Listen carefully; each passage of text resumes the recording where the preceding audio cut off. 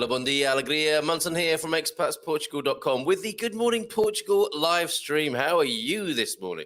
Great show lined up. We're going to be talking to Sarah Davey of Spartan FX. You know, we had that conversation that made me giggle a little bit like a schoolboy when I discovered that the Canadian currency was known as the loonie. She's going to be talking to us more about funny currency names from around the world. Aren't there dongs as well? So dongs and loonies to come, I think, this morning between from around 9 o'clock until around 20, 25 past, maybe half past. Who knows how that's going to go? And then Tamer Katan is back. Top US comic who's made a new life in Portugal. I had a great chat with him.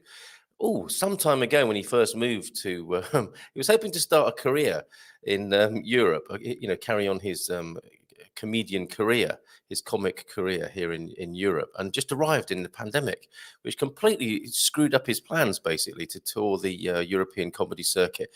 Let's find out how he's managed to adapt and evolve in the face of such adversity. Great bloke, really good. Don't look now, but check him out on YouTube. Tamer will be with us after around 9:30. Who's in this morning? The Treaty of Lisbon. I was just having a quick look at that, Eusebio. But I haven't got 3 weeks to read through that Wikipedia article. I wonder if anyone can help me out with that. What was the Treaty of Lisbon all about? James is here. Bon dia, Gumpers. Feliz terça a todos. It looks like he's been doing his 15 minutes, right? Bon dia, Carl. 15 minutes yesterday. Light up Christmas. Yes, indeed. Thank you for reminding me. I think in recent days I've been flagging a bit, and but I've had a really nice shot of inspiration from this man having a nice chat with Lonnie, and long may these chats continue, Lonnie, or for as long as they're necessary, right? Which may be forever. Alegria, bon dia a todos from Lonnie McLaughlin. Good morning to you, Lonnie. Speak to you later on, and. Deagle with his 15 minutes, fantastic. And thank you. Nice correspondence with you this morning, learning about the Portuguese community in Belfast. Quite extraordinary. It's possibly a bit further north or a bit outside Belfast, but I need to dig deeper into that to find out about the thousands of Portuguese people who went to Northern Ireland to work and now have a thriving community over there.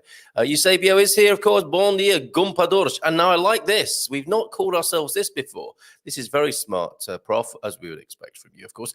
Gumpadores. A collective noun in Portuguese, of course. The Gumpas in English, Gumpadores in Portuguese. And yes, in this day in Portuguese history, or yesterday in Portuguese history, I should say, 2007, Treaty of Lisbon is signed. As you say, Socrates, Portuguese Prime Minister, and Luís Amado, Foreign Minister, they signed on behalf of Portugal. What are they signing now? Okay, here, let's find out. A treaty, among many other things, introduces an exit clause. Did they know something? When was this? 2007. Yes, introduces an exit clause for members wanting to withdraw from the Union, allowing Brexit to happen. It ratified the Charter of Fundamental Rights of the EU citizen. Well, I hope the fundamental rights of EU citizens will include the avoidance of medical fascism, which seems to be gathering ground across Europe.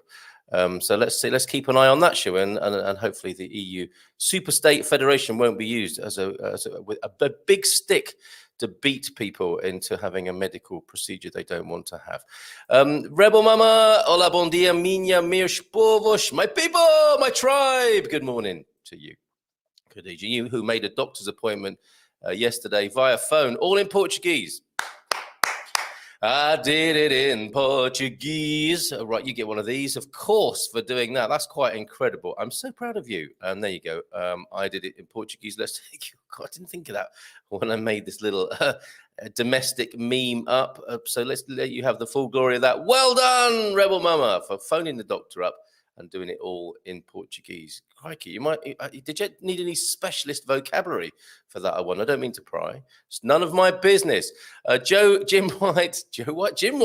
Bon dia. Todos from Baltimore this morning. Good morning to you, to Jim and to Mandy. Today in Portuguese history then. So yesterday, Treaty of Lisbon anniversary. Today in Portuguese history, numero uno. 1955. United Nations Security Council Resolution 109 allows Portugal to join the United Nations. USA, what? The USA abstains on the vote. Oh, I see. Is that because it was still under the reign of Salazar then. Interesting. Okay, can we have a bit more background on that, Prof? If not today, then another time. I don't want to, I know you've got other things to do. Good morning, Portugal, from Bob Wenger. Finally made it to Ponte Lima. Brilliant news, Bob. Arrived last Thursday. Glad to be home. Isn't that lovely? And I think you might know our man in the north there, Vitor Costa. And to Bob, bem-vindos. I'm 40 minutes from you in Sojo, straight east into the mountains of the Peneda Gerês. And doesn't that sound like poetry when she says it like that? Straight east into the mountains of the Peneda Gerês. Beautiful. Rebel Mama, if you can't keep your doctor's appointment, I will use it in Belfast. Been that long since I've had an appointment. Yes, a different situation over there in the UK. I owe my Portuguese study 1 hour and 15 minutes. Yes, and I have to admit myself, Deborah, to being seriously out of integrity. As the architect of the 15 minutes idea, I can't remember the last time I did 15 minutes of Portuguese, so I'm not going to give myself a hard time. I'm not going to beat myself up about it. I'm declaring that to you as being massively out of integrity with that, and I will do something about it today. And what's Lonnie doing about it? My 15 minutes was my fitness trainer only giving instructions and coaching in Portuguese. I think we'll take that. But check you out with your fitness trainer, Lonnie McLaughlin. Deborah, says Deagle. Okay, we're all fine. We're not going to go into some kind of guilt trip for everybody. It doesn't help, does it? Recognize the fact, do something about it, okay? We're all good. And Bob saying, good to know from Khadija, haven't begun to explore yet. Peneda Gerês, seriously, Bob. Bob and Viv and I are excited to finally be here. Great news. Mark as well is here. Hello, Mark. Nice to correspond with you as well. Bon dia to you and to Chris Robinson as well. Bon dia a todos. Where's that picture taken? You look like spiritual teacher Stuart Wilde in that picture, I've got to say. That's what was my immediate thought. Don't know if you're familiar with his work, Chris. But where was that beautiful blue sky behind you? Pippa Young, is that where you are now? Pippa Young in Africa, bon dia. E uma estação feliz para todos. Thank you very much. There. Is that the same as the Epoca? What was the word? Epoca, Christmas time. Oh my goodness, it was only last Friday when somebody put that on the screen. Natalicia. Epoca natalicia, I believe, Christmas time. I will go out. I will go, but not sure if I understood the correct. You didn't include that bit in your first comment, so you did it all in Portuguese, but you're not sure if you've got the right day and time. Well, we take our hats off to you nonetheless, and that's fantastic. You might have to ring again, I guess, or just go every day at 9 o'clock. When they open, and they'll tell you, "Oh, you're here too early," or whatever. Come back, yeah. All right. Well, good luck with that, Khadija. That's hilarious. Morning all from Elra, who will, I think, be able to help should you need such coaching. All right. Let's have a look at the weather then, shall we? Enjoying looking at the weather in the winter here, and some beautiful pictures. Actually, I've got some pictures lighting up Christmas with the sunshine. Actually, from Tavira with Jean. Thank you, Jean, so much. Sorry, I was a bit slow off the mark yesterday getting them onto the screen, but we have some beautiful pictures from Jean and some wonderful light up Christmas shots to show you. Okay, where's that weather gone? Oh, here it is. Let's bring that onto the screen now and let you know what's going on in the capital for starters. And now Jim was complaining this is a bit blurred. I think it's just small, isn't it? I mean, it's blurred for me. I can't look at the screen you're looking at. I have to look at the actual screen. So I do apologize, and I'll read it out for you anyway, so don't worry. Lisbon, 11 degrees currently, broken clouds, 17 degrees the high in the capital today with an 11-degree low. And that's 63 high, 52 in Fahrenheit, for those of you who prefer it that way. A few days of cloud by the look of it, and a nice sunny weekend. Is the promise there. Porto, 10 degrees and clear sky at the moment. Sunny day there in Porto and in Coimbra. So they've got 10 degrees, both of them, Porto and Coimbra, with 17-degree highs and 18 respectively in Porto and Coimbra. Cloudy day tomorrow. And then look at the rest of the week. Wow! Thursday, Friday, Saturday and Sunday still looking sunny with rain next week. Faro. Now, a gardening man, our head gardener, Mr. McGrady, popped down to the Algarve yesterday to go to the English shop to stock up on supplies, most of which he ate on the way back by the sound of it. 14 degrees is the temperature there this morning. And he was saying, yeah, it wasn't very different between Faro and Lisboa, which is unusual, but not great weather down there in the south, and certainly not in terms of sunshine. 16 degrees, though, fairly mild. but cloudy with a low of 14. Tomorrow, 16, low of 12. And it cools down, actually, as we go throughout the week. And then rain next week. So the best of the weather, certainly in the north and central, it would appear, for this week. And we got to Aveiro and Beja, didn't we? Let's go to Braga then this morning and look at 10 degrees of clear sky, 17 the high with 8 the low in Braga, with a pretty good looking week, actually, has to be said, even better than Porto up there in Braga. So some of the best weather in Portugal at the moment in terms of sunshine up there in the north. Well done, Rebel Mama. Castelo Branco and is going to have a sunny day today, 15 the high, 6 the low. A cloudy day tomorrow, but some lovely sunny weather coming for the end of the week and the weekend. And you'll have 15 degrees at a high point and 6 as the low. Currently 8 with a clear sky in Castelo Branco. There you go. There's your weather. Now, let's see what you're saying in the comments before I take a look at a couple of news articles. The picture, says Chris, was taken in Lisbon in September. Look at that. That's the characteristic Portuguese sky, isn't it? Or Lisboeta sky, even. We're now back here for the second time this year, and still we find some beautiful blue skies. Where do we send the photos to? Great question, Chris. I'll just pop that on the screen for you now. Pics and voice messages, please, too. 351. You won't need that, Chris, because you're here if you're using a Portuguese phone. But my WhatsApp is 913-590-303. 913-590-303 for those lovely pictures and even voice messages. They are rarer, it has to be said, and maybe mercifully so, because I don't know what people are going to say when I hit that play button sometimes. But let's see what happens. 913-590-303. Today in Portuguese history too, 1918, Sidónio Paes, the fourth president, assassinated at Lisboa-Rossio railway station. It's amazing. When you go to Rossio now, you would never get the sense of that, would you? It's a beautiful modern railway station. And to think things like that happened just over 100 years ago. A divisive figure in Portuguese history. He was referred to as the President King. Okay, so perhaps a Marmite character from what you say there, Prof. Eusebio. But yeah, quite extraordinary. Assassinated at Lisbon's Rossio railway station there. And yes, it was 20 yesterday, I think. Gorgeous. So yes, great weather up there in the north. Good morning, Gumpers, from Susan Taxi. Oh no, my van failed the annual inspection. I guess you use a lot of salt up there, don't you, in Finland? We're dealing with the snow and everything. Not good for the body of the car, right? Passed mechanically, but has a bit of rust. Rust not allowed in Finland. Surprising, but good too. Appointment booked for patching. Yes, patching. Well done. Get the old fiberglass and whatever it is, hammerite out and sort it out. Pippa, I'll let you know how it goes with the doc. I understand he is really old, and I'm pretty sure there won't be any English spoken. Luckily, I only need my annual blood workup. Lol. Okay, well, we're all on the edge of our seat with that now, and we would like to know what happens there, if you'll permit us to be a little bit nosy there, Rebel Mama. And second part of the assassination of Sidónio Paes, it led to a coup to take power in December 1917. Okay, hold on. He led a coup. It wasn't the assassination that created the coup, because the coup was the year before in 1917 and led to the setting up of a military dictatorial junta. Okay, so the President King, we're learning about him. That is Sidónio Paes, fourth president after Portugal became a republic, of course. St. Catherine is here. Oh, bon dia, Carl. Sunshine all the way in Foz this week.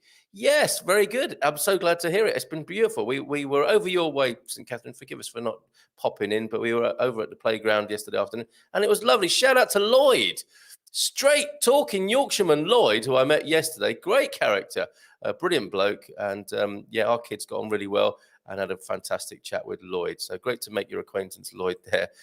We've met so many people in children's playgrounds. I only recommend it if you've got kids. Hola, bon dia, kids. Talking to kids, a bit cloudy up the beach today. You haven't got the best of the weather. You haven't got the bragging rights at the moment, Victoria. But we're making the most of it in the rest of the country. Bon dia, talking of a cold run up to Christmas here in the UK. Surprise, surprise. Yes, politically as well as meteorologically. Weather for most of the UK. Important vote tonight in the UK, isn't there, Gary? Weather for most of UK, next 10 days, little or no rain. Good time to get out of the house. Walk, Garden shortens to walk and do the garden, yeah, and shortens the winter dry weather. Okay, cheers, Deagle, for that. Let's have a look at some of this news then. This really caught my eye. Something that our president here has been saying. This is in. We've got Christmas life-size nativity scene in Guia, which I want to share with you. Real people in a nativity scene, loads of them as well, and just two articles, and no sign of Christmas lockdown. This is what I want to share with you. It's good that we document this, I think, so that this is not just a loose aspiration, but actual fact. We'll see, won't we, in retrospect, when we watch the recording again. But no sign of Christmas lockdown, says Marcelo Rebelo de Sousa, the president of the Republic here. He sees no reason for the country to be in a different situation from the one at Christmas time. What does that mean? No, a different situation from the current one. Oh, yeah, so it shouldn't be any different now. This was reported 17 hours ago. To Christmas itself, referring to, I suppose, really Christmas Eve and Christmas Day here in Portugal, because the action is really, would appear to me to be on the Christmas Eve, and the celebrations continue into Christmas Day, but it all really happens on Christmas Eve. I don't see reasons for a few days from now to be in a situation that is not the logic of the continuation of the situation we live in today, which is a long-winded way, really, of saying it's just, this is it. This is how it should be, right? Therefore, I would say that we are moving progressively because of the vaccination towards the weakening of the pandemic, said Marcelo Rebelo de Sousa. On the sidelines, excuse me, I need to cough. Sorry. On the sidelines of the meeting, and I cough more during health-related and COVID stories, you'll notice. And this started many months ago, and it's now a neural pathway. On the sidelines of the meeting of the Serralves Foundation Founders Council, obviously, in Porto, the president of the Republic said, however, that this path must be followed with good sense, without dramatization, and with a minimum of prevention. As for the increased incidents in some regions of the country, the head of state pointed out that what is now being tested has never been tested before. Currently, whether for shows, events, family gatherings, or in everyday life, I think we have been here before. There is no comparison with what was tested a year ago, he said. Remembering that the Omicron variant is more contagious but less deadly, Marcelo Rebelo de Sousa stressed that the situation has to be faced with a cool head. Well said, sir. James in the Algarve, not happy about it. I've seen his comments before. He seems quite an upset person, generally speaking. Certainly judging by his comments. Maybe he's only like that in the context of the Portugal news. I don't know. But good morning to you, James in the Algarve. Should you be tuned in this morning? But okay, the takeaway that I will have from that is no sign of Christmas lockdown. Let's keep a cool head about this, folks. Okay, are we good? Yes. Okay, and now moving on after a quick check-in. Oh, because there's a Portuguese history 3 today, 1965, a very good year. Today in Portuguese history 3. Via the academic rigor of Prof. Eusebio, aka Midlife Crisis World Tour. He was born at St. George's Hospital in London. Oh, isn't he lovely? Oh, that's fantastic. Parabéns, Eusebio. That should have been the first one in terms of Portuguese history. That's fantastic. Thank you so much for that. Really good. And have a great day, Eusebio. Thank you for all you do for the show and this community. Missed you yesterday. Bon dia from Pamela Smith, which gives me a cue to show the first of the pictures before I read you that wonderful article about the real action figure nativity scene. Bon dia from Pam, who sent in this beautiful photograph from Leiria. And here it is. Christmas trees in Leiria. Still tickled by you, Eusebio. Look at that. Isn't that beautiful? These are very popular in Portugal. The walk-in Christmas trees that are that's probably the height of 10 people, possibly, if you include the star. And there's Leiria Castle on the hill, which the doc thinks is one of the best, if not the best, in the country. His beloved Leiria there, celebrating Christmas in style. That's fantastic. What else have we got for you? Lighting up Christmas with the sunshine. Look at this. This is Christmas in Portugal, or the Christmas period. Anyway, Tavira, thanks to Jean, who may have driven the Jeep onto the beach there, judging by the tyre tracks, to take that picture. And look, isn't that beautiful? You can look at that picture, couldn't you, and you think, that's a nice summer pic. But no, that's winter in Portugal as we make our way towards Christmas. Light up Christmas in a different way there. Absolutely beautiful. And a little video to play for you as well, actually, which I'll probably feature twice because it's so blooming good. And let's get our light up Christmas banner, shall we, to go with these. Let's see that. Let's do this justice. So lighting up Christmas with sunshine there, and a lovely picture heralding his video. This is from Clive. Thank you so much, Clive, who loves Lagos. And you can see these great big Christmas pudding type. Oh, no, they're decorations, aren't they, rather than Christmas puddings? They look like bustles to me. The taller lady there, you know, those I don't know, what are they? The skirt architecture that makes one's bottom look a bit accentuated for times in history where that was the preference. But here we have a beautiful little band in the street and a little procession of extraordinary people, which we can now bring to life with a video. Thank you so much, Clive, for this. Let's give this a spin now, and we'll finish with the life-size Principio article soon on.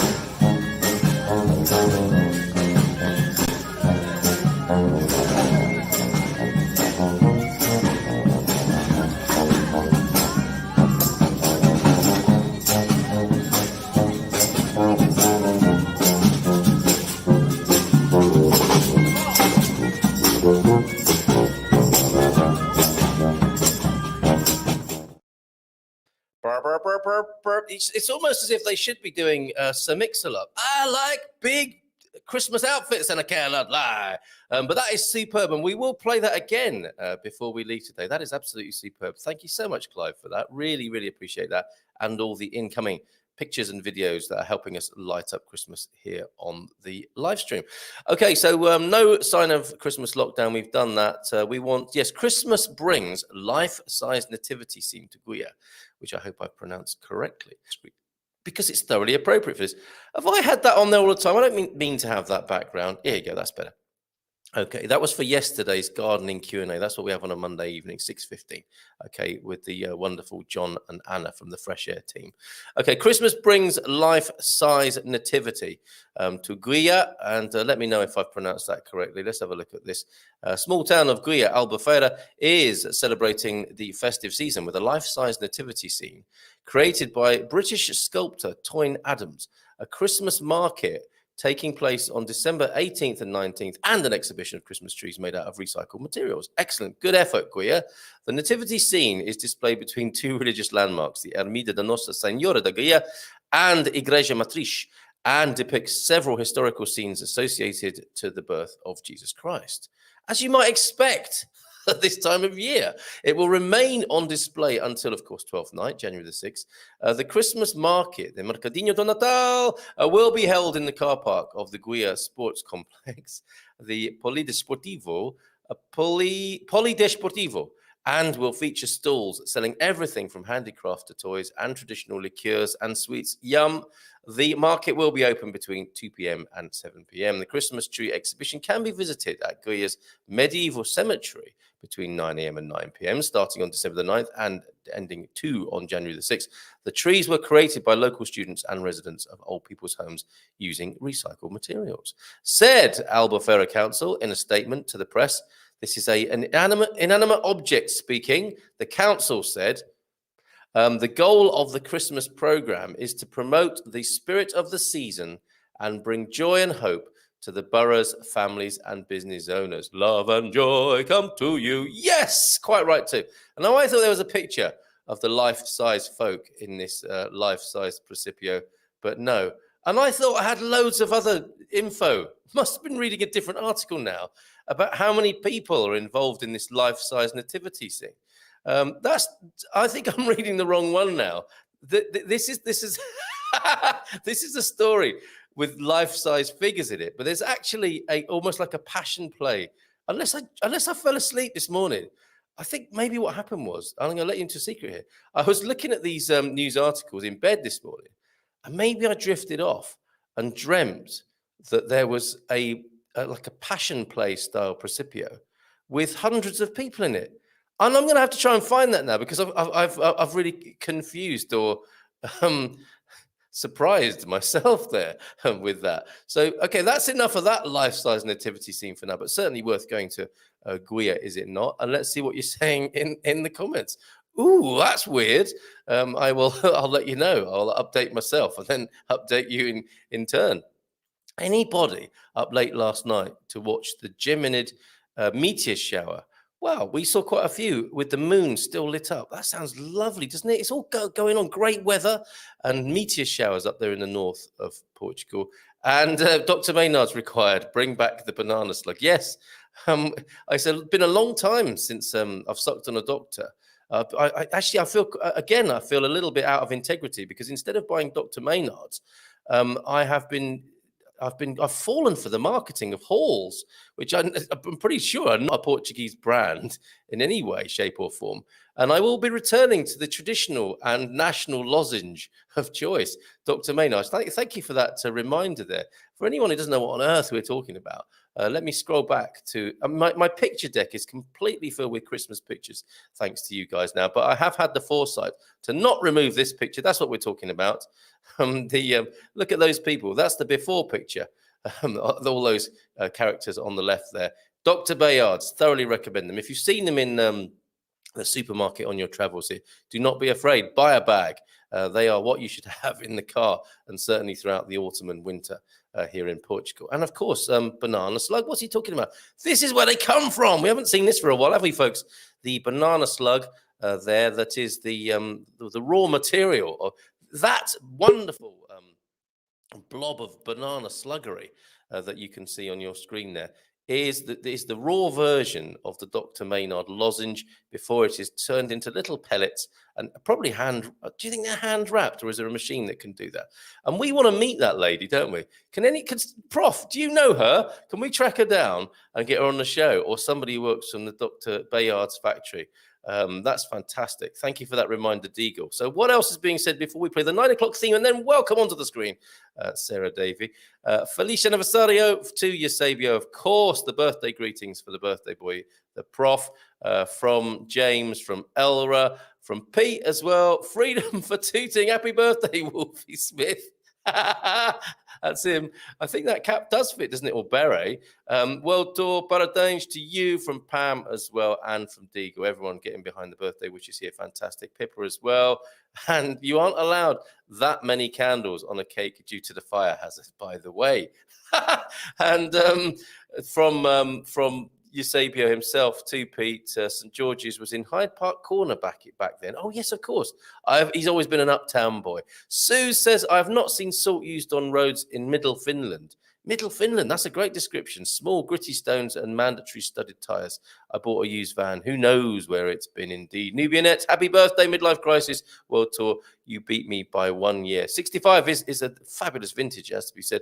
Whoops, not south of the river. There, of course. He is now, though, Bomberos, I think, on standby for life. Yes, when you get to that age, Eusebio, you have to have the fire service standing by with so many candles that lit up. Anyone else lost sound? You might have done while I was showing pictures. I've got sound, says James. That really worries me when someone says that. Stop it, Vivian. Ian, coach is here. He'll be here on Friday, of course. Fantastic. I've been doing funny walks again, thanks to the coach. Legends in our own lunge time. Bon dia a todos. Hope everyone is well and happy. Exploring some stats on health. It seems elite athletes suffer about 10 times less from serious illness than those that are obese and smoke. Unless, of course, the phenomenon that we're seeing with footballers is occurring. What do you think's behind that, coach? So growing old disgracefully is really important. Yes, and we'll be here. No sound from some people have lost their sound, but not all. That's a real problem. No sound for me too, Deborah. Got sound, says Rebel. Closed and reopened. Good now. Okay, so I don't know what happened there. Sorry, folks. It might have been a YouTube thing. If that's what you're watching on. Pardon? Does that mean your hearing is suffering? To the coach there. And the slug lives. Of course, the slug lives.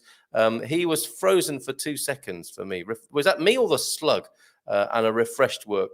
I wonder if, again, I'm sure some of my best material was lost forever as we went silent there. Joao Efson, everybody. Good morning, everybody. My first statement of the day. Happy birthday, midlife crisis world tour. Come back to your comments after we've played the theme tune, which will indeed herald the arrival of Sarah Davy from Spartan Effects, talking about dongs and loonies, I think, this morning. I can't wait.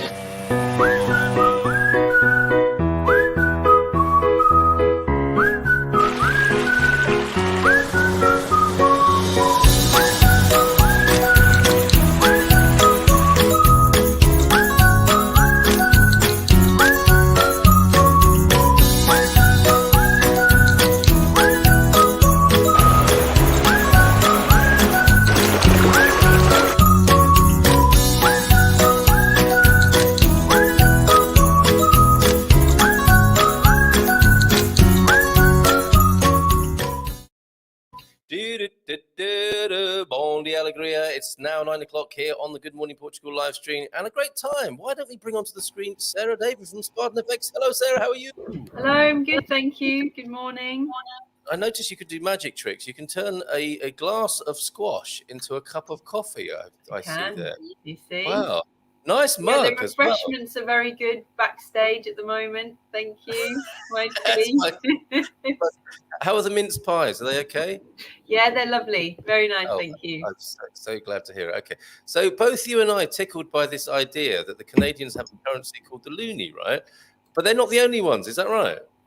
Yeah, there's a few, not many, but there's a couple that are a little bit, I would say, sort of different, or you wouldn't assume. So, for example, the Australian dollar is called Aussie, and the Swiss franc is called the Swissy, but it's kind of self-explanatory. But some of the other names you wouldn't have necessarily guessed, maybe. For example, obviously the Canadian dollar, it is called the loonie, and it's basically because there's the loon, the bird is quite a common bird in Canada, the back of the coin, and it just sort of got its name from then. People sort of gave it a nickname of the loonie, and then it sort of picked up really. Even I think it was in I'm forgetting the date now, but because it became such a popular nickname that I think that the Royal Canadian Mint actually trademarked the name, so it's quite commonly referred to as that, especially in the currency world. People use that. The other one as well is the US dollar, mainly for the paper currency. It's called the greenback, but again, some traders will still refer to it as that in some of the certainly commentary online that you'll see.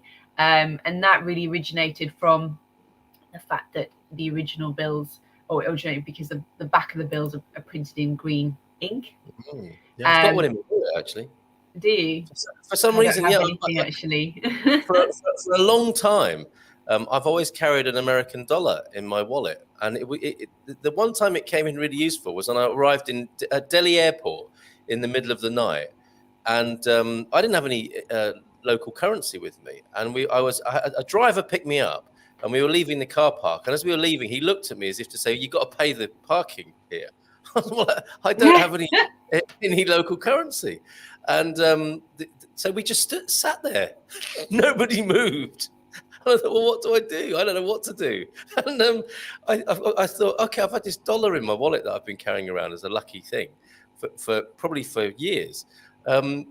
Will you take this dollar? And he did, and off we went. and now I've replaced it with another one. So the lucky US dollar. The US dollar is quite widely used, to be honest. Actually, you'll find that there are quite a few countries that you go to that you might be able to, not in every shop, but maybe get away with using US dollars. Some countries prefer it than their local currency because it's worth more. Their local currency isn't worth a lot. We find also, especially in the business world, that actually, again, you can pay in US dollars rather than local currencies. Like China, for example, a lot of people that are buying goods from China will pay in US dollars, and a few other countries as well. Typically, it's sterling, US dollars, and euro rather than local currencies. Perhaps, as I said, it's worth more, or they're a business that's trading internationally as well, so it's just easier to work in those currencies, really. And there was one more, which I know it's not everyone sort of, it's not really applicable to your audience, but sterling US dollar is referred to as cable because in the early days, there are telegraph cables that were laid between London and New York, and they were used to actually communicate about a quote or a deal in the old-fashioned way. Incredible. So we're getting, as I imagined and anticipated, we're getting some info coming in from our audience as well. So the $2 coin in Canada is the toonie. So there you go. Learn something new every day. Excellent. Two loonies make a toonie, of course, and it rhymes with loony there. Brilliant. And the C note that's the $50 bill. Didn't know about that. I'm not sure if you did, Sarah, but presumably your office is quite a relaxed and civilized one, and not like the scenes we see on trading floors in films. But presumably in the currency trading rooms where it's full on, people are shouting out, does anybody want some loonies over here or whatever? Do you ever that it does still happen. And I think also there was a gentleman I used to work with a few years ago, and he would sort of still come in his pinstripe suits, and he remembers sort of the good old days, and now and then he'll just stand up and shout something, just I think to sort of reminisce, I think, a little bit on that front. But no, it's much more chilled now, and technology and everything like that, it's done slightly differently. And also we don't speculate. That's not sort of the industry we're in. So that, you know, there's more risk there, whereas our customers, well, they do take delivery of the funds, so it is for specific reasons. So as we're on here, you're moving countries, so you're sending it to your own bank account. Perhaps you're paying for a NIF, you're paying for a visa, you're buying a property, you're buying a car. It's actually you're taking delivery of those funds in a bank account, whether it be your own or a third party. Yeah, and part of the family's here. James, always quick to sing your praises. I love my Spartan FX family, although Thunder is taking issue. He thought the C note was $100, because that does make more sense, doesn't it? That it be the Roman C centurion, or C is what we understand, generally speaking, isn't it? Centigrade, etc., etc. So maybe the jury's out on that at the moment, but I think it does make more sense that it's the $100 bill rather than the 50. And there's another one there. Lonnie, the US dollar, commonly referred to as a buck, tracing back to the trading days of trading buckskins. It's absolutely fascinating, isn't it? And probably a lot more convenient these days that we are having these currencies we can agree on, rather than people bringing in chickens and goats and bags of corn into the Spartan FX office, right? Yeah, can I swap that for a couple of goats or a camel? But who knows? So how's everything looking? Is it getting festive? Tell me about the office, and then maybe tell me about the currency afterwards. We're interested in you as people. As people, festive. Yeah. Well, for me, certainly it's quite festive at the moment. I got a new Christmas tree, so that's up. And on the weekend, we went to, if you're familiar with London, there's Kew Gardens. Which is just down the road, and they do a light show for Christmas, and it's sort of different sections. They've got different sort of art installations of lights, and they've got music playing at the different places as well. And it was lovely. It was really well done, and beautiful, beautiful. Felt really festive, I think. Got you into the spirit. Oh, thank goodness for that, and Kew Gardens just at any time of year is incredible, isn't it? Yes. What a fantastic asset that is to the world, let alone to the UK. All right, so and currency, do we expect changes in currency because of Christmas? Does it go quiet? Does it rest? Or can seismic things happen? It depends. I mean, I've seen some Christmases very quiet, and I've seen other Christmases where we've had some really significant rate movements and the phone is ringing off the hook. What I would say is, obviously at the moment, Portugal is a little bit more negative, not a Merry Christmas, but we are seeing a lot of volatility at the moment. It seems that certainly the main sort of focus of what we're watching out for is any sort of interest rate talk or announcements. So, like, for example, the Bank of England, we did think initially that they were going to raise interest rates before Christmas, but now there's a few things coming out, like weaker GDP that came in last week, and the new variant that it looks like that they could be pushing that back to the new year. So out this week, we've got the European Central Bank, we've got the Bank of England talking on Thursday. And again, I think if you've listened to some of the webinars, sometimes it's not always the announcement itself, it's the talk beforehand can actually do a lot to move the market, because sometimes if that talk implies that they're not going to raise rates until next year, then that's what the market starts to price in. And it's only if, when the time comes, they make an announcement and actually raise interest rates and it's against expectation, that we see a bit of movement there. So we're looking at that across the board, even for the Fed as well. There's talks that they're going to raise interest rates actually as early as March next year. So again, we're keeping an eye on that.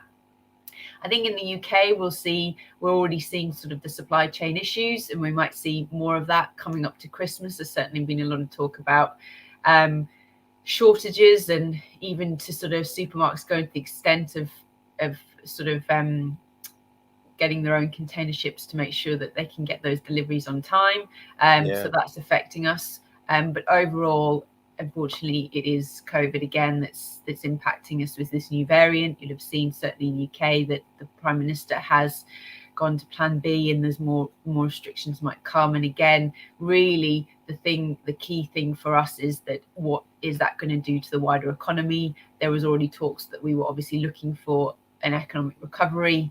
Will that be stalled because of this, and what does that look like? So there is volatility at the moment, and what I would say to people is always be prepared. Opening an account with SpartanFX is completely free and there's no obligation to use us, but it just puts you in the good position to be prepared, so that if there is any rate movements that are either spike in your favor or a spike that's really dramatically going against you, which we saw at the start of the pandemic last year, that you're in the right position to either take advantage of a good rate, or you're just protecting if we see further movement and you've got any payments to make. So it's all about being prepared. We've seen it over the years with key things like elections. There's rate movements, people are calling in, they want to jump on and move their money, and they haven't got an account open. And although it's quick and easy, the rates move very quickly. So again, it's always about being prepared. And again, the team then can speak to you, can get to know us, we can get to know your situation, and again, be in constant contact with you and let you know about these rate movements for your currency pairing. So I think it's all about really being prepared and putting you in. Very good. Position. Rebel Mama's got a question for you. Is the US dollar at 112 right now? Yes, so we're on about sort of just under 113 at the moment. 112.85 is when I looked before. So again, the sort of market rates that you're looking at, interbank rates at the moment. Right. So just to give you a rough idea of where the market's at. And so just to shorthand it all for our American viewers, it is favourable for them still. Yes, against yes. the euro. So at the moment, it is still very good levels for if you're in America and you're looking to buy euros. It is a very good time at the moment.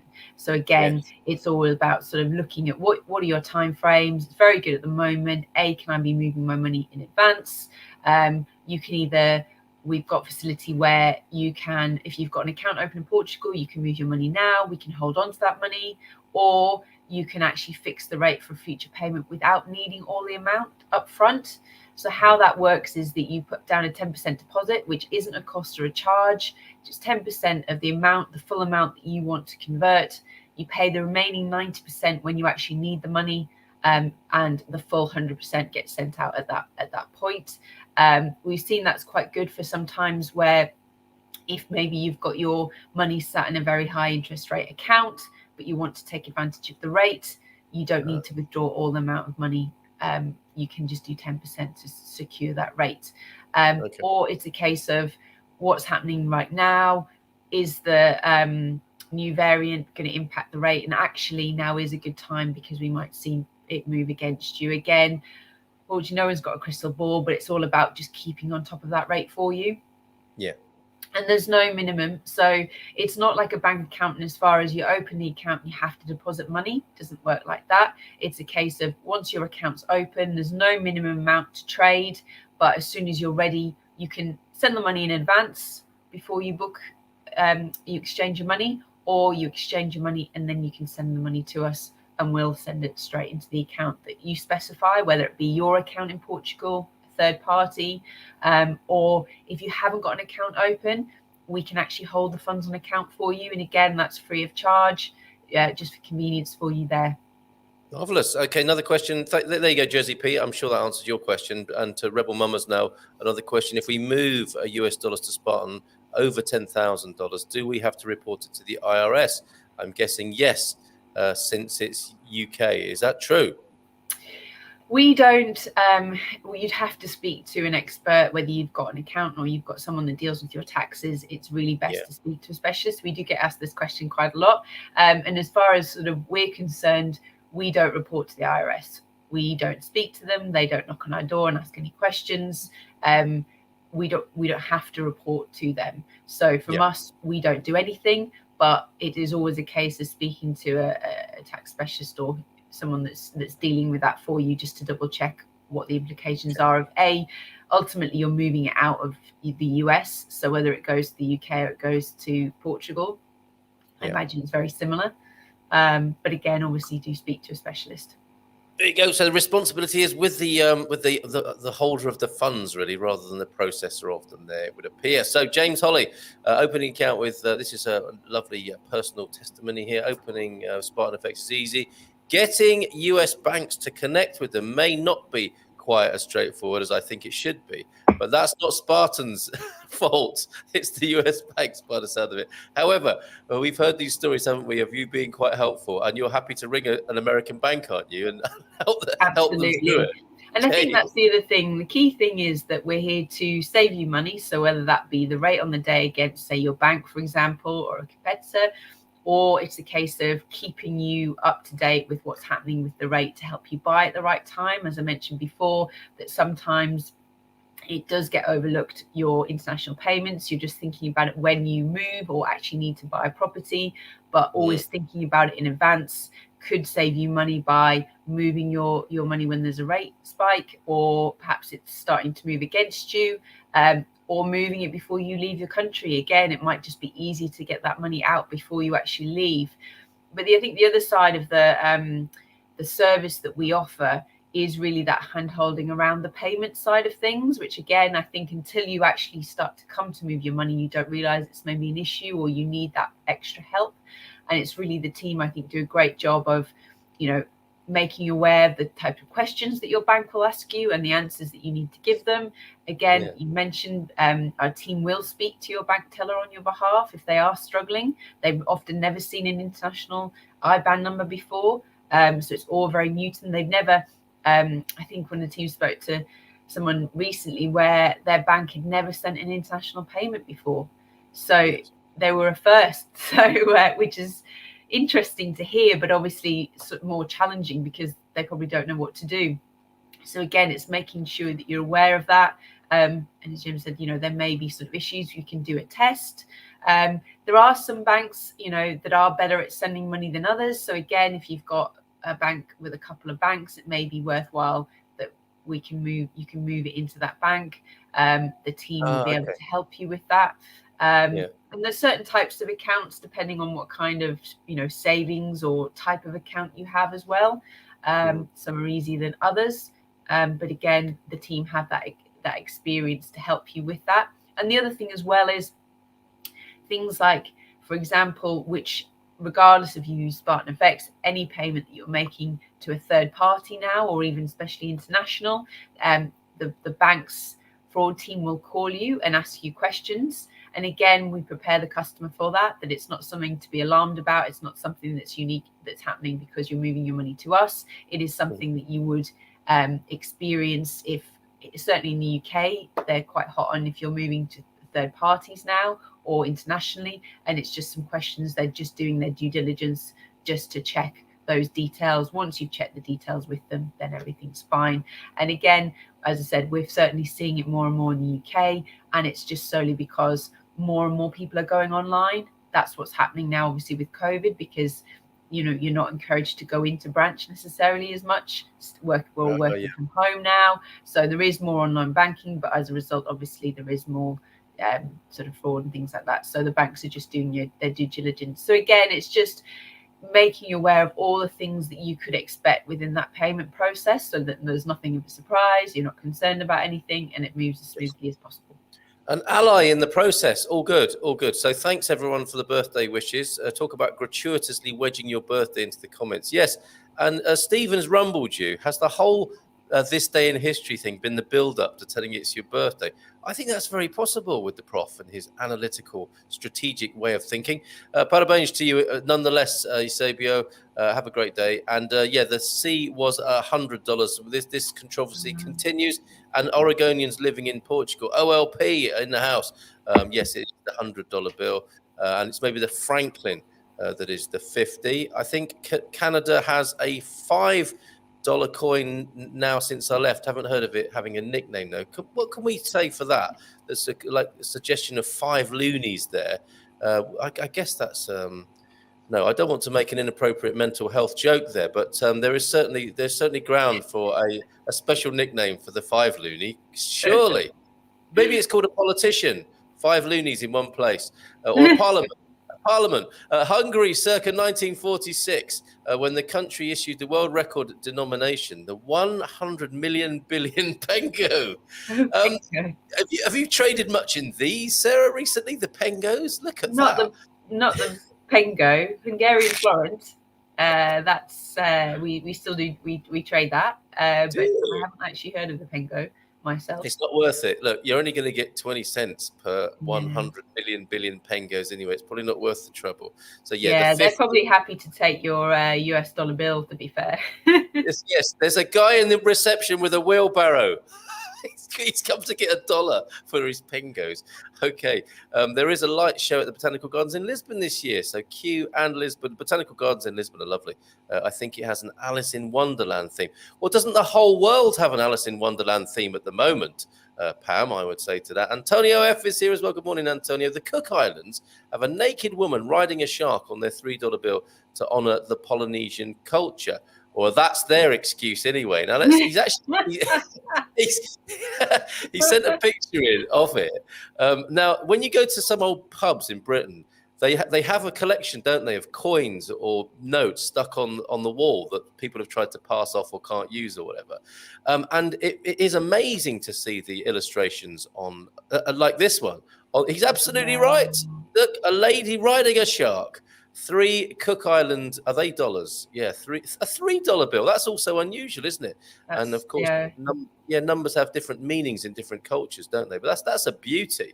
Have you any in your recollection of fascinating or beautiful looking notes? Because they're turning from paper into plastic now as well, aren't they? With little see-through windows and all sorts of things. They are like the Australian dollar bill. It's quite fascinating. You know, it looks quite pretty. Obviously, with the thing is ultimately is again it's for anti-money laundering, is that it's making it harder for people to replicate that note, basically.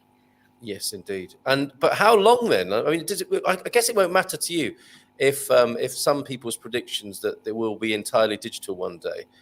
That's irrelevant for Spartan, isn't it? It is irrelevant. It's irrelevant because we solely focus on bank-to-bank transfers, so that wouldn't impact us.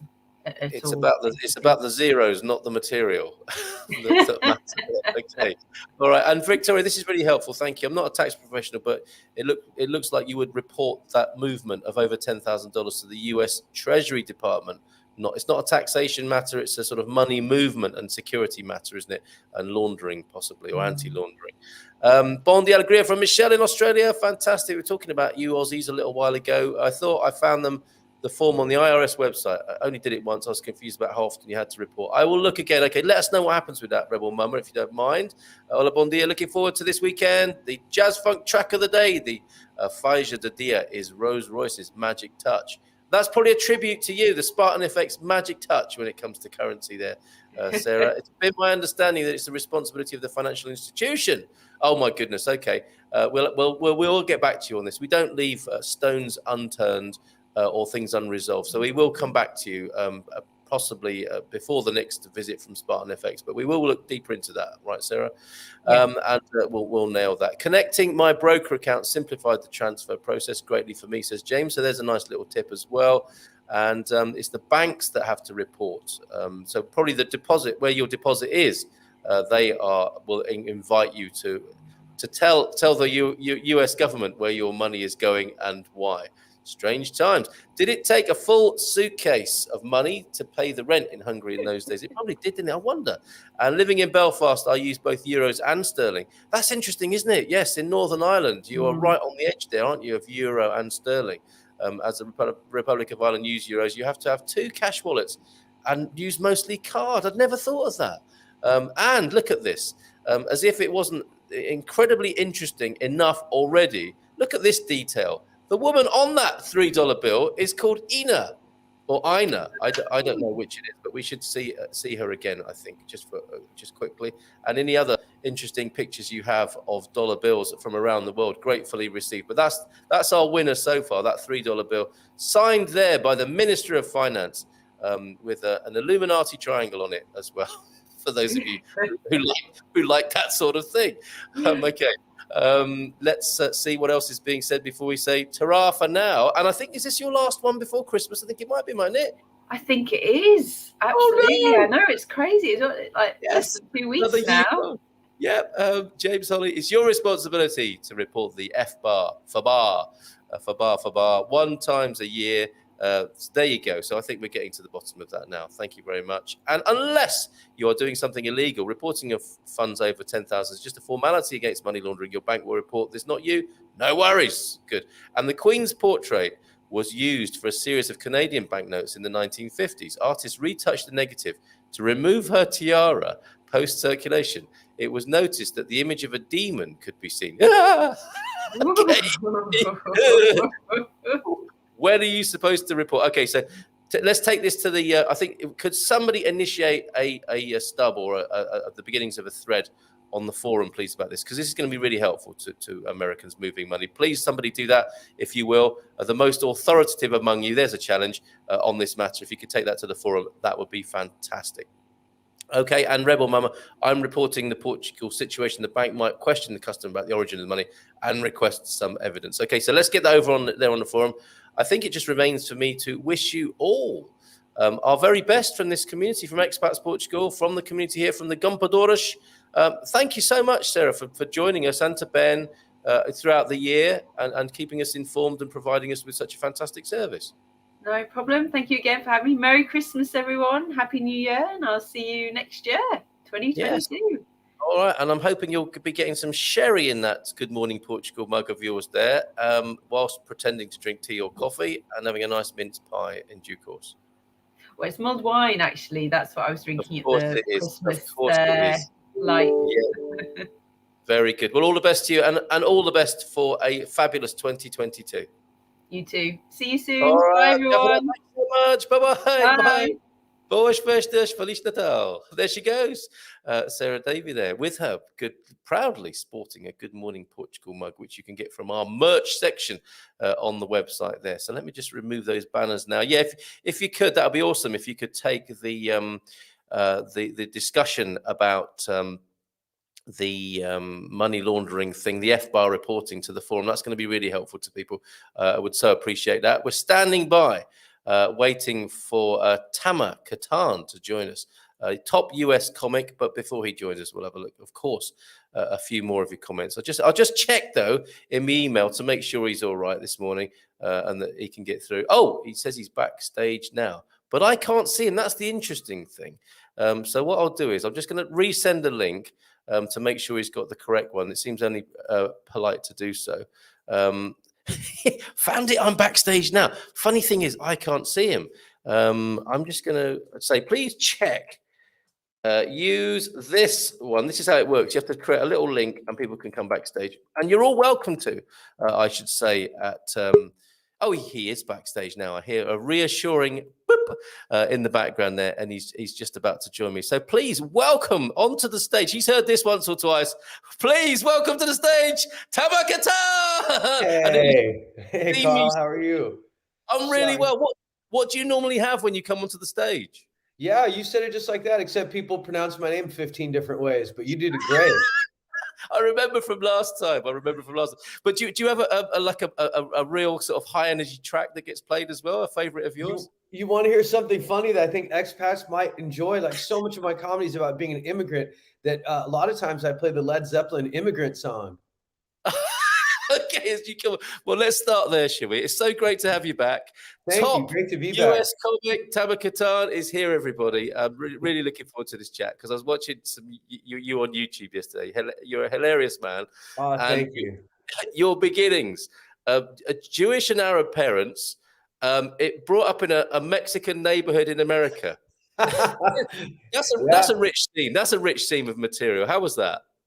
It was, it's really funny. It's one of those things, just like so many other things. When you're a kid, the things that you think are so bad end up being the things that you love when you get older. I mean, I didn't even like my name when I was a kid. Like I could, in America, we used to have these license plates so you could buy a toy store so you could put on the back of your bicycle. And every time we went to the toy store, like an idiot, I would just, where's Tamer? And there was one time I found a Tamara and I cut out the A. And Oh, yeah, but then the kids realized it and they started like shaming me. oh no, that's not like children at all, is it? Oh, they're brutal. The kids are the worst. All right, so do we see you in Lisbon now? Have you made a home here in Portugal now? Yeah, I made a home, and my wife decided to paint our bedroom entirely pink. So Nice. This is the den of emasculinity. Like, Yes, yeah, yes. we love it though. We love Lisbon, and I've made some unexpected friendships and unexpected progress in terms of comedy. I mistakenly assumed that I was going to have to be on the road quite a bit, and I wasn't going to be able to do comedy in Lisbon. And there's been a nice surprise that's happened since we last spoke. That's made me have the ability to be home a lot more often, which has made my life a lot better. Oh, excellent. So, well, let's rewind a bit on that then. So, because the idea was to come to Portugal, right, and tour the whole European comedy circuit. Yeah. But the pandemic was a bit of a blow to that plan. Yeah. What was that like, and how did you adapt in the early days? Well, it's funny because when we first got here, I assumed. I mean, what I told my wife is, I said, let's be patient. From now, meaning summer, till the end of the year, the calendar is going to control me, and I'm going to be on the road quite a bit. And I go, but from December forward, hopefully, I will have made enough contacts and had enough people in the European scene know that I'm not just here visiting. I live here now, and that hopefully I'll be able to have a career. The nice thing that happened is unexpectedly, a quite famous comedian named Eliza Schlesinger knew me from Los Angeles. I used to babysit her dog when she'd go on stage. She had a dog named Blanche that she named after one of the Golden Girls. Oh, super. Really sweet dog. So Eliza is this huge comedian. And so I got to open for her at the biggest stages, including a huge theater in Lisbon and the Apollo in London, which was just amazing. Oh, wow. Yeah, it was really cool. I actually, secret between all of us, I stole the doorstop in the dressing room. Very good. It's a filthy piece of wood, and I thought it was harmless, so I stole it. But because I opened for her, a big comedian from Portugal saw me, a quite famous comedian in Portugal who is friends with a guy that owns the only proper comedy club, Lisboa Comedy Club. Also happens to be the manager of the biggest talent agency in the country. Turned out okay then. Yeah, so I got really fortunate, and we had a lot of discussions. He had me come into the club and perform. I basically had this conversation with the comics there saying, listen, we are too small of a community to be competing against each other when we should be cooperating. And I said, selfishly, I need the scene to elevate its level, and so that more people come to shows, and that we keep developing as comedians, so I don't have to be on the road so much, and I can see my wife and my cat more often. So I started having writing groups and helping local guys and girls with their comedy, and they started helping each other. And because comedy is a strange thing, it's like boxing, where you think that you're a lone person in a ring. But what you realize is when that person comes out of the ring, there's a whole team that's involved. Yeah. And that's very much what comedy's like. A lot of comedians, they graduate in classes. They don't graduate alone. That's why Louis C.K. knows Chris Rock so well, and Chris Rock knows Dave Chappelle, and all those guys know each other because they work together on the way up. And so it feels like I'm not just here and I found a job. It feels like we're creating a scene. And so every Sunday night, Lisboa Comedy Club has an English-speaking comedy night that starts at 8 and goes to the early hours. And for 2 hours before that, all the writers sit together and we perform our comedy to each other and treat it like a writer's room, just like you would at a TV show. So it's been a fantastic experience, and I've gotten a lot more shows at home. My wife's happier, my cat's happier, and I'm more happy. It's nice to be in Lisbon more often. That's just superb. So I mean, it must have been quite scary at first, thinking your career actually was brought to a sudden end in a way, or the beginnings of your European career, certainly. Yeah, it's funny, Carl. I mean, I fell deeply in love with this woman over Bumble. I love Anna; she's amazing. but there was a fear in the back of my head that I was going to resent her, because I left this, I really, Sorry to laugh. Okay, it's true. and Because because it's I true, didn't know, right? like, comedy's not just a job to me. It's my sense of identity. So for a Yeah, lot, it's not like when I don't go to work, you can tell I look different. I'm yes, I more can imagine. anxious. I'm more, I don't know. There's something about it that psychologically is really healthy for me. And Yeah, so there was a fear in the back of my head that I was going to resent her for making me move. Right. yes, And, but that absolutely not the case. I actually feel more excited yeah. about comedy here. And I had someone in the audience come up to me and say something I thought was really great. This guy came up to me and he said, I'm a huge comedy fan. I know Dave Chappelle is better than you. And first in my brain, I was like, okay, this is a very unusual compliment, but thank you. Okay. I know it Yes. too. And he goes, but the difference is, but you made me laugh more than he did. And I was like, Oh, wow. what? And he said, Yes. whenever Dave Chappelle comes to Europe, he doesn't bring comedy for Europe. He brings comedy from America. He said, I'm getting Ah, secondhand jokes about a life in America. He said, but the fact that you're talking about life here and you're talking about things that I can relate to makes me like your comedy more. And I was that's like, wow. great. Yeah, it was the biggest Yeah. compliment in the world. That After, is really that's very, very special, isn't it? And yeah, there are a couple of things in that. I mean, yes, Dave Chappelle. I have great admiration for Dave Chappelle, and among other comedians at the moment, because something interesting is happening sociologically in the world as we live in these craziest of times. And you see this with Dave Chappelle, don't you?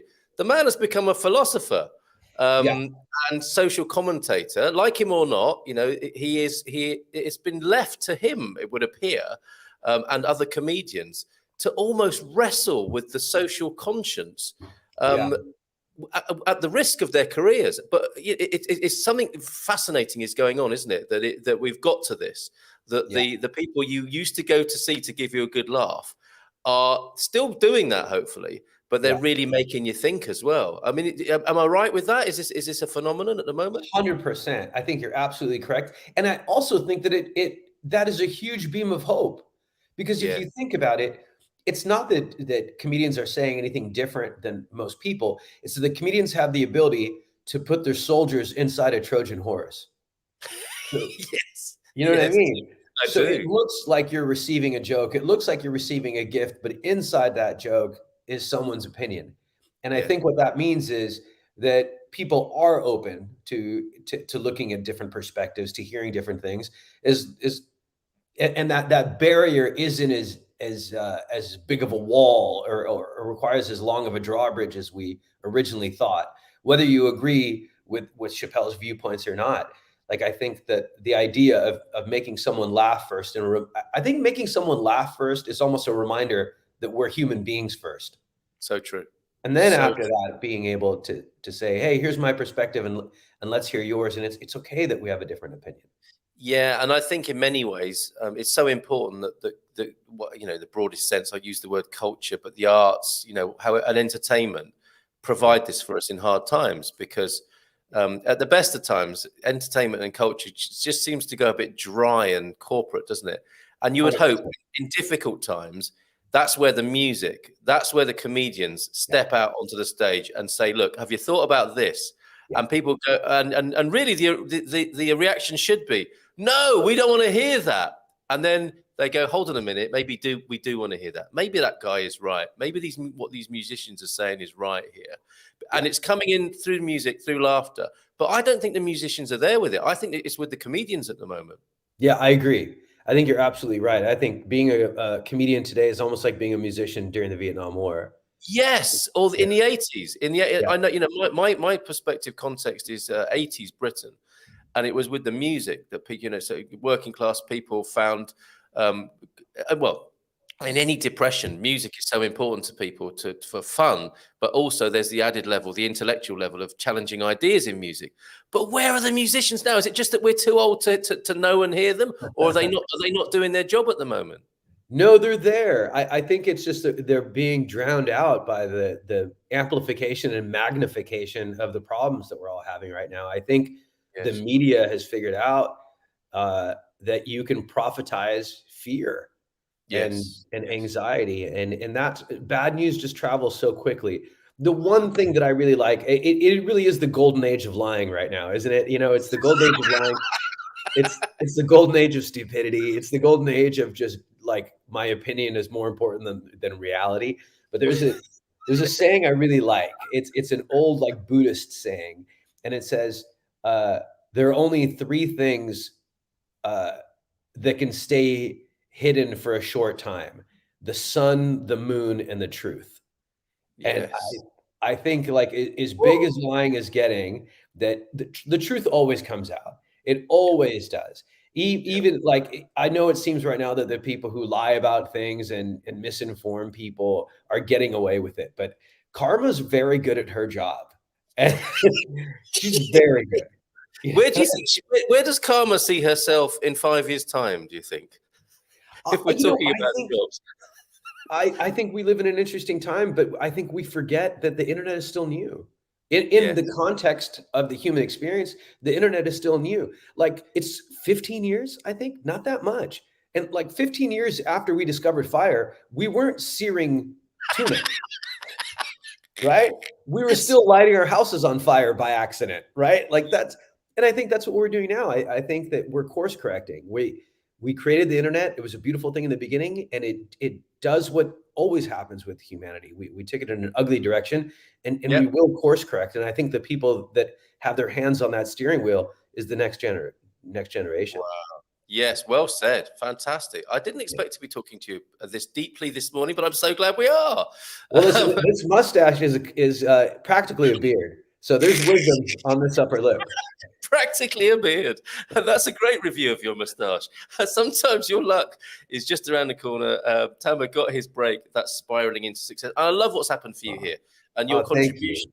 You know, you're definitely my favorite kind of expat. I call them expats 2.0, and people coming to Portugal.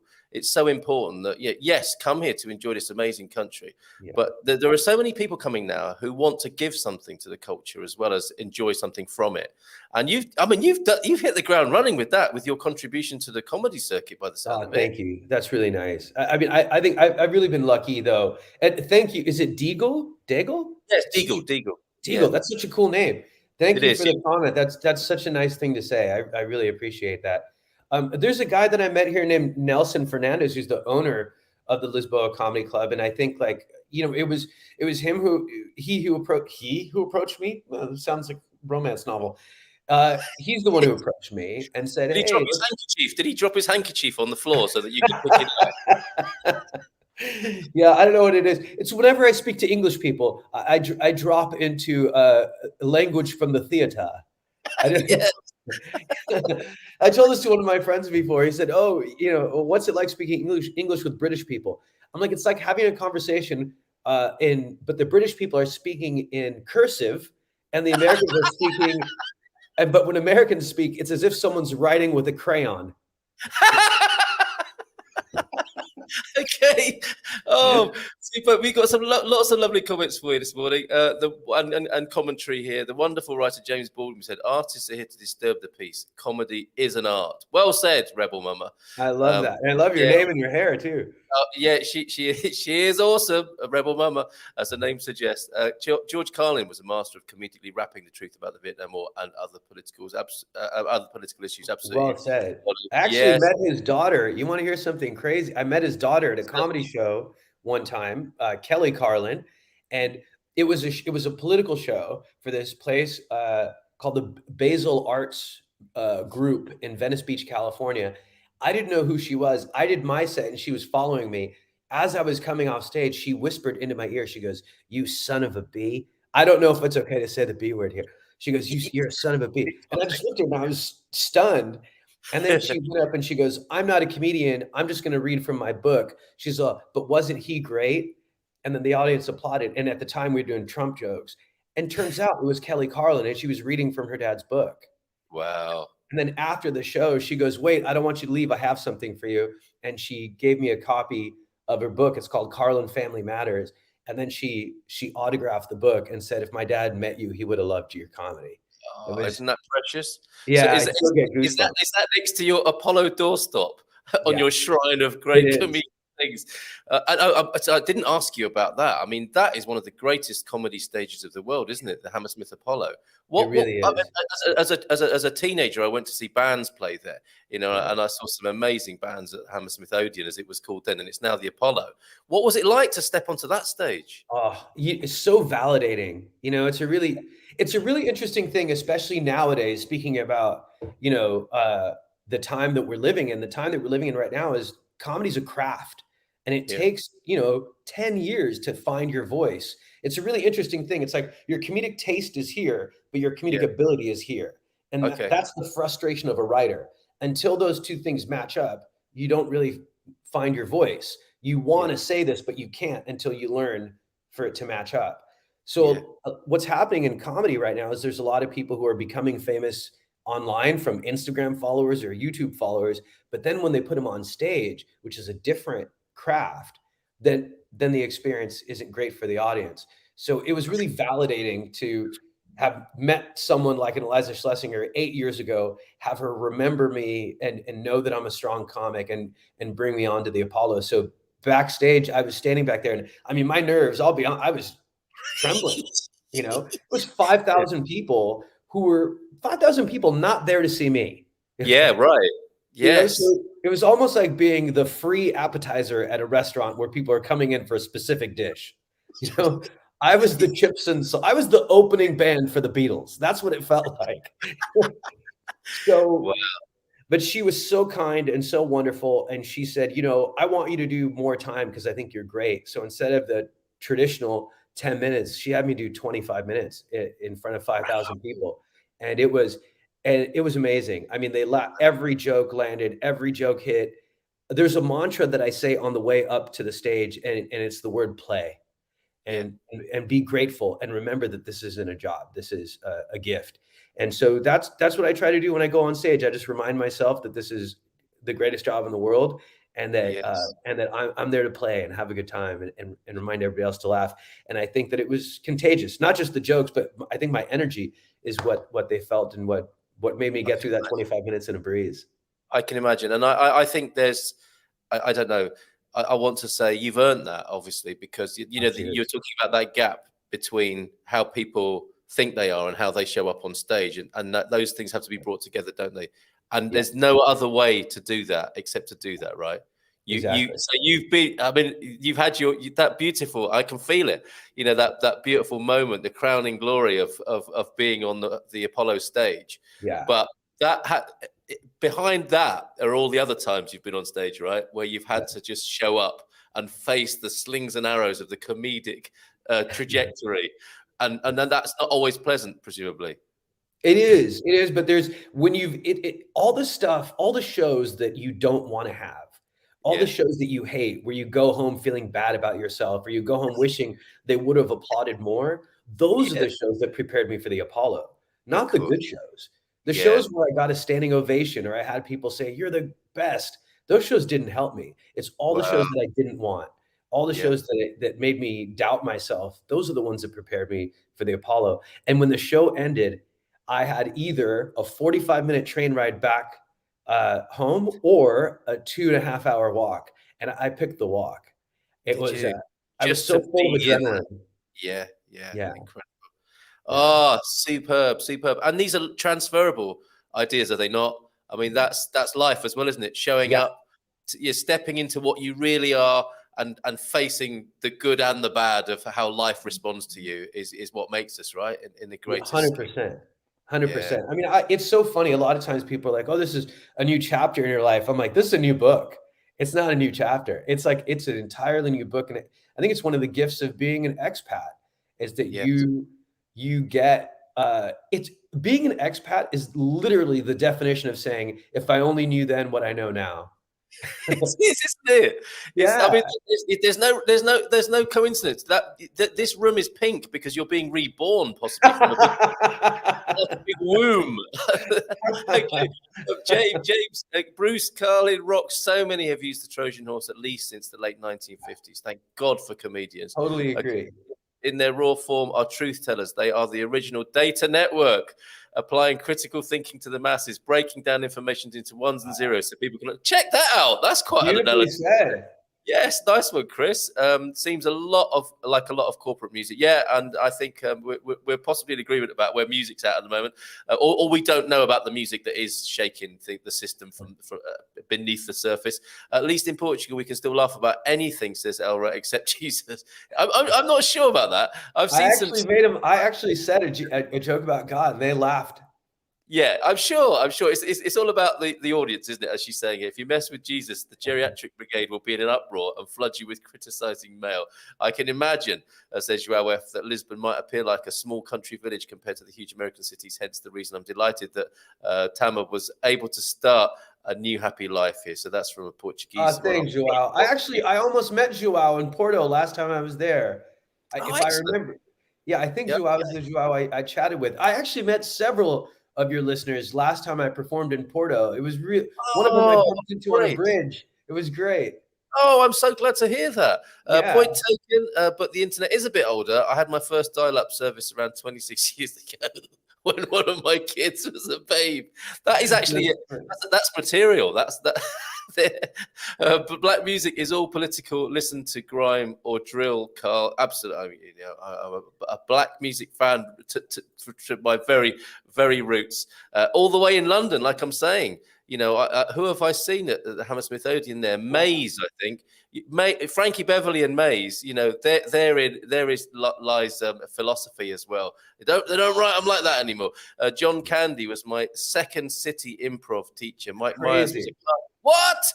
Who at 15 years old shone. I bet Mike Myers did shine at 15. Robin Williams asked to join us one day and stole the class with his riffing, as you might expect. Suze, wow, it's so cool. These things you don't know about people. I would love to see you in Portugal when we get there. Do you have a website, Tamer? I also love Lewis Black as well as a longtime fan of George Carlin. Oh, that's so great. Is that the best way to keep in touch with you then is your Instagram there? Instagram is best. Yeah, I actually plugged it in my name. Look at as if I'm a professional person. Look at that. I was impressed. I think that's great. If that's the way for people to keep in touch with you and your tour, that is exactly what they should do, right? Yeah, that's the best way. Like that's my social handle, and I update that in real time. There's some really big things and exciting things that are going to be happening in Portugal soon that I'm very hopeful and excited for. Some of those things, including a lot of pretty famous comics from the New York and Los Angeles scene who've been watching me over here, thanks to social media, who are now like, hey, I want to come visit. And I've got a spare bedroom that's going to have some famous heads sleeping on a couch. That's incredible, isn't it? Yeah. And you can steal some of their things and put it next to the doorstop. And exactly. It's going to be amazing. Your shrine is just going to get bigger and bigger each season. I'm like a comedy raccoon. If it's shiny, I'm taking it. Love that. It's a new book. That's definitely how we feel. Yes, and a lovely transferable there to the Expat Life. Thank you for that, Tamer. Love Chappelle, love Rock, love Bernie Mac, and Catherine Ryan is just amazing too. I've just discovered Cat Williams as well. I've been late to that party. Amazing. He's electric. If you guys want to see something amazing, one of the most inspiring and amazing things I've ever seen is Bernie Mac at the Apollo in New York, the Apollo in Harlem. Yeah. And there was a show when it was his Apollo moment for his Apollo. And at the time, this is like the 80s, and every comic before him was bombing. And Bernie Mac walked up and he repeated one phrase during his set. He said, "I ain't scared of you." And then he had the DJ up top. He would tell a joke and say, "You don't understand. I ain't scared of you." And then he'd tell a joke, they'd laugh, and he'd point to the DJ, and the DJ would start playing music. And then that was the rhythm. He took control back from an audience that was booing every comic. It was it was almost like the Greek soldiers fighting the Persians. One man, like it was beautiful. It was beautiful. So if anybody wants to see it, it's Bernie Mac, I Ain't Scared of You. It's one of the most amazing 5 minutes of comedy. Don't go there yet, folks. We will check that out later. That's fantastic. Later, later. To finish off with, it's not that well. I haven't been to Porto for years, so a pleasure to have in the future. And is he talking about Catherine Ryan's genes there? I'm not sure. I'm so surprised there are so few Joaos in Portugal, says James. There's a bit more material. So to meet you, help Joao with another Joao. My apologies. How has it been then? Or how much more material is coming from the expat experience? Tell me about that. Oh my gosh, so much. I mean, you know what's really fun? I'm very proud to be part of the expat community. You know, when I was a kid, I proudly write on my Instagram, third time immigrant. And it's interesting because when we first immigrated from Egypt to America, a lot of people's immigration experiences go through the lens of religion. A lot of people meet at churches or meet at temples. And because my family's background was Muslim and Jewish, we couldn't go to either one, or else it would cause problems at home with either parent. So we didn't really have that. So and I always battled, like, what am I? Am I American? Am I Egyptian? And I finally came to peace when I realized I was this thing in the middle that didn't have a name. I was a mix. I was a hybrid. And I think that's the thing with the expat community. I think the expat community hasn't had a name before. It hasn't had an identity before. And I think it's very much a people without a land, a people without a country. And I think that the expat community has its own culture and has its own. We do have a lot of common traits. These are my favorite kinds of people. I mean, these are the people that, yeah, I like the people that started America are the people that had the courage to leave a country and go to another country. It's not the people that were born there. It's the people that had the courage to leave. And those are my favorite people, the people that are brave and literally pursue happiness. That doesn't just happen in America. That happens everywhere. And Thunder resonating with this, a hybrid mutt. And me as well. I've got to say, you know, I've got Irish parent, Chinese parent, and now I'm in Portugal. There is something about this phenomenon, isn't there? We're not really of a flag or a nation state, are we? We're of something else. Yeah. And maybe, you know, I don't know if you get any heat for this, but the word expat itself is a push button for people. Sure. What are your thoughts on that? I understand that. Look, it's funny. I actually had the first time I ever got booed on stage. I made a mistake. I said a word that offended people in the audience. And normally comics just say, screw the people that are part of cancel culture. I don't agree with them. I got mugged in New York one time by a special needs guy. A special needs guy pulled a gun on me. And I talked about that experience. It was a real experience. It really happened. And I said it was a very weird experience to get mugged by a special needs guy because I was simultaneously angry and proud of him. Right? But what happened is it was a very noisy audience. People were interrupting. And somebody took issue with me talking about a special needs person. And I said, hey, I don't understand. The retarded guy had the gun. But when I said the word retarded, people got really offended. And they booed me. And I remember going, no, wait, you guys don't understand. I'm not calling him that name. And I went home and I was going to be mad at the audience, but I stopped. And I said, instead of getting mad at them, let's try to look at it from their perspective. And I said, you know what? They come from a different generation. I didn't grow up with terrorism, economic distress, Columbine. Maybe this younger generation isn't sensitive over bad words. Maybe they're just really tired of mean people. Yes. And that I can understand. And for that reason, I changed the word, and the joke still works great. So I think comics have to, you know, I think it's good to get pushback and to get examined. So if I used to say expat and I'm happy to have a conversation with that person on why that word is wrong. And if it is, then I hear them out and I agree with them, then I'll change it. And I actually like immigrant better because there is no difference between what we're doing and what immigrants are doing. Yeah, well said. Well said. It's just that we have to rebrand the whole organization if we do that. Third culture kids. My grandfather used to say that I really, really liked. What's that? He said, traveling is what we're here for. If there is a creator and he put us all on this planet, and he made this beautiful place, it should be our job to travel around and see as much of it as we can and meet people and learn from them. He used to say this thing that I really love. He would never say, where are you from? He'd always say, where did you start? Oh, superb. Okay. Wow. Thank you for being here this morning. Third culture kids. That's the mix of two or more cultures. Yeah, I love that. We're onto something here, aren't we? Bernie Mac's genes, not the is it Catherine Ryan? I ain't scared of UMFs. It truly was a great set, and you can watch it again and again, and it would generate kinetic energy every time you laugh. Bernie Mac. And no just about it, says James to Joao. And Sue saying, in Canada I was a Finn. In Finland I'm a Canadian. Gotta keep moving. So on this wavelength, I think, too. And Joao saying, I'm just a relatively newcomer to this community who vibrates with getting acquainted to all these good people. Well, you're so part of it. Our theme tune, We Are the World. Absolutely. Thank you, Chris, for that. Life is doing things and going places, not getting things. Excellent. Bravo, Thunder Duck. Me as a sense of temporary, whereas immigrant is more permanent, perhaps, as Michelle. And yes, sort of permanently temporary as well, if I could add that. Tamar, it's been so great to have you here. Can we have a fun? You don't have to steal the key because it's yours anyway to come back into the studio. Well, thank you so much.